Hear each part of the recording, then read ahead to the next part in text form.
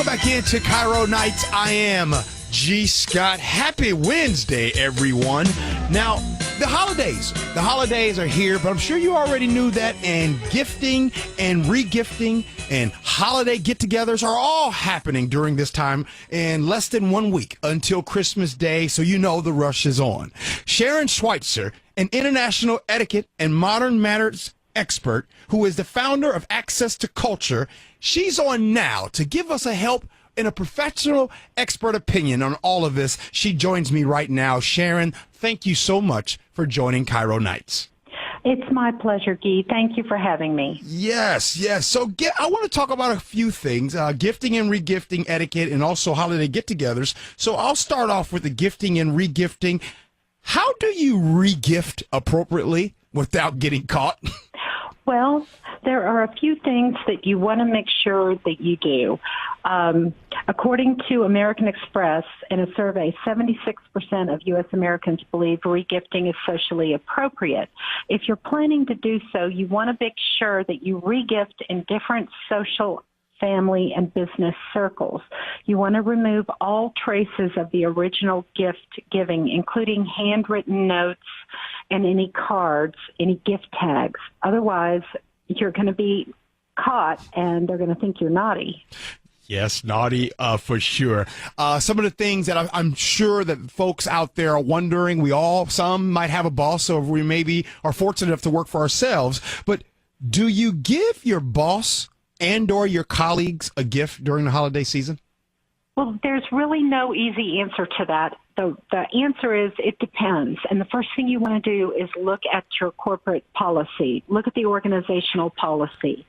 So many organizations will have it up on their website or their intranet, or they might have it in their HR policy.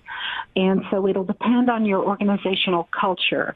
If you can't find the policy, do one of a couple other things. Either check with HR or ask your internal coach or ask someone who's been around the office for a while, what is the culture here? What do people normally do? Because it may be that the employees will pool together their funds, and let's say there's 80 people. People may pool together $5 or $10 and get a charitable donation together to the boss's favorite charity, or they may get a gift certificate to the boss's favorite fitness store or their favorite restaurant. So there may be something that people typically do, and if there is, you definitely want to participate, because if you don't, it sets a real negative work dynamic. Sharon, what do you think about this? I kind of have a theory, and see if you think that I'm wrong with this. My theory kind of goes back to when we were kids, and if you didn't have enough for the entire class, you don't bring anything at all. And or my philosophy at work is this: there might be one or two that I might want to give a holiday gift to. I'm going to give it to them in a private setting as opposed to in front of everyone in the office. What's your thoughts on that? You're exactly right.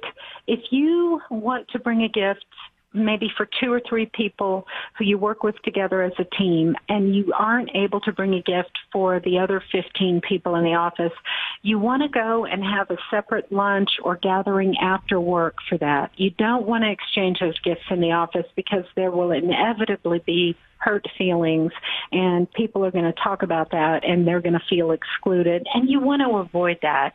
That's just not something that you want to have happen, because it makes for feelings of uncomfortableness and definitely awkwardness.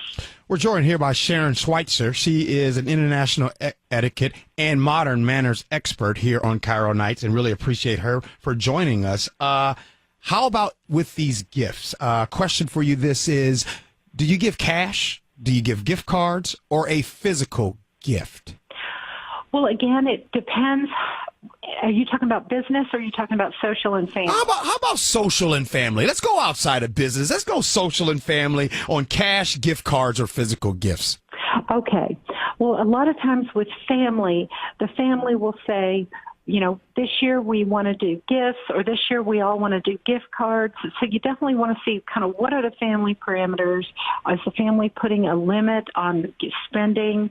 It's not that you want to do match spending, but you don't want to necessarily match how much you spend. But a lot of times people say, we don't want you to go over $50 or $25 or $100. We just don't want you spending all that money for gifts. So you want to let thoughtfulness drive your gift buying, not pressure. It loses its meaning. So you want to think about, what is it that this person really enjoys doing? What do they do for a hobby? Do they like to fish? Do they like to hunt? Are they more into cooking? What are their hobbies, and what would they really enjoy if you were to purchase it for them? And then let that be your guide to how you want to make your purchases. All right, I'm going to switch gears here, and I'm going to switch to a topic that is it's a underrated conversation, but I believe it it's everything during the holidays, and when it comes to holiday get-togethers, how do you keep peace with family members you don't necessarily get along with? Well, and that's always a challenge at the holidays, because we all have to get together with the family. And so there's a couple of things that you can think about in order to keep the peace with the family.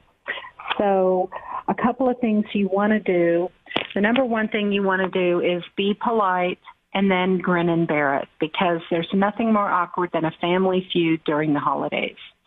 So it might be tough, but your best bet is to be polite, be civil to everyone, even if some of the relatives might not be your favorite, because your mature attitude and behavior will help reduce bickering and family fights, especially at the family dinner table.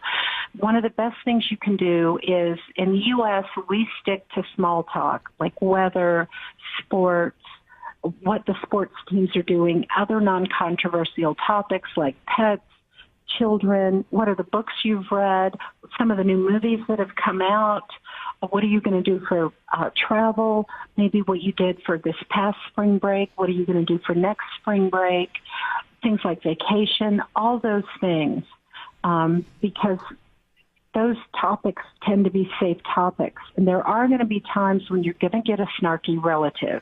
They're going to bait you and try to get you to, launch into an outburst at the dinner table.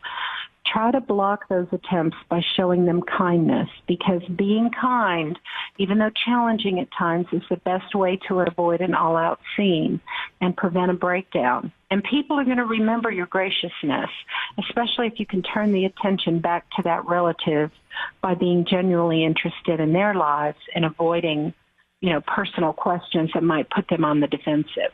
International etiquette expert and modern manners expert Sharon Schweitzer. She joins me now in a couple more minutes before we let you go, and thank you so much for joining us. There are some that are going to be hosting these holiday get-togethers. What are the responsibilities of being a good host? Well, as a host in the U.S., one of the first things now today with our current lifestyles is, when you're a host, you want to make sure you always ask people, do you have any type of food sensitivities or any diet restrictions, such as gluten, dairy, sugar, or do you have a kosher or halal or anything like that? You want to find out if there's anything special with their diet, and you want to do that when you extend the invitation if you're a host. As a guest, you want to RSVP right away within 24 to 48 hours, and you want to let the host know if you have any diet or food sensitivities so that you can plan properly. And as the guest, it's your responsibility, if you have food restrictions, to bring something that you can eat, or offer to bring something if the host is not going to have a meal that you're able to dine on. Sharon Schweitzer, means the world that you took the time to join us. We really appreciate that.